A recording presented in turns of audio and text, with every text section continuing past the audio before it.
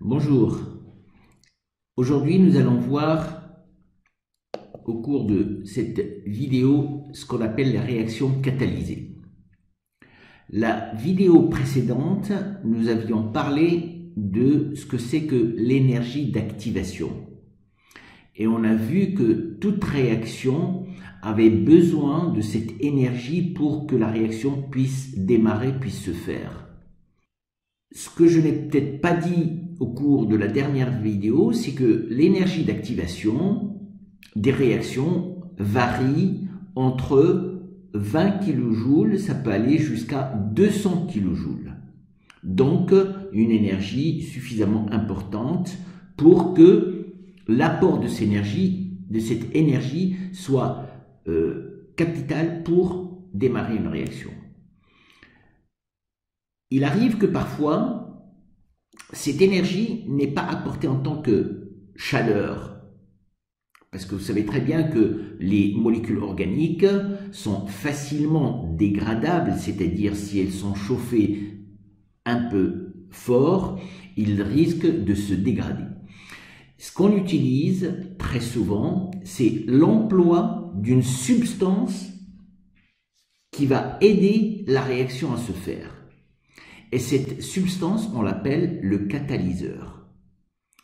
Donc, si on devait donner une définition du catalyseur, ça serait quoi? Un catalyseur, ça serait une substance chimique qui a pour rôle d'aider, j'ai mis entre parenthèses, une réaction à se faire et qu'on en retrouve intacte à la fin de la réaction.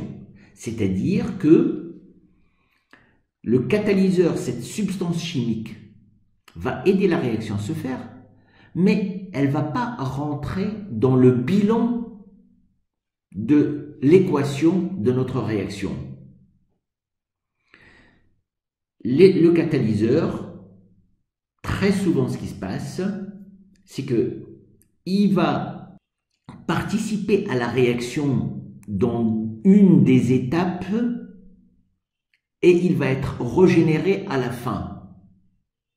Donc, il agit et à la fin, on le retrouve exactement comme on l'a mis au début, c'est-à-dire on le retrouve intact.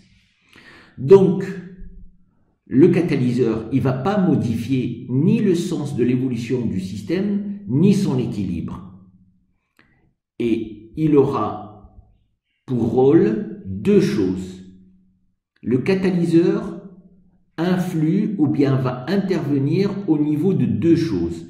D'une part, diminuer l'énergie d'activation, donc faciliter le passage par l'état de transition, c'est très important.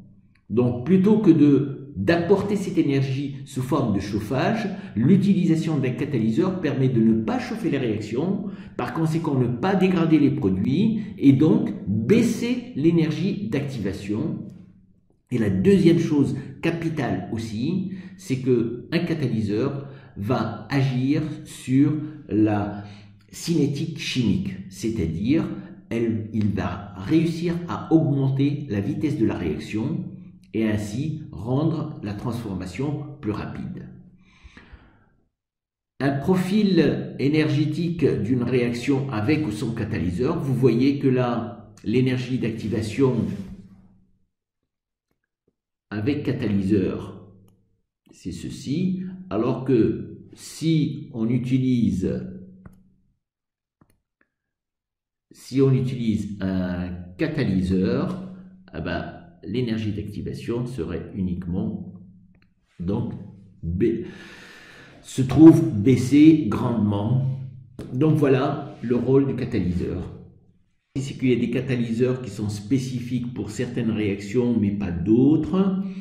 Les catalyseurs ne sont pas utilisés d'une manière stéchiométrique, c'est-à-dire que si vous voulez faire réagir une mole d'une molécule sur une mole d'un autre réactif, vous aurez besoin peut-être de 1/10 de mole, voire 1/100 de mole du catalyseur. Pourquoi? Parce que le catalyseur, il va aider la réaction et on le retrouve à la fin. Et puisqu'on le retrouve à la fin, il va réagir encore à nouveau et ainsi de suite.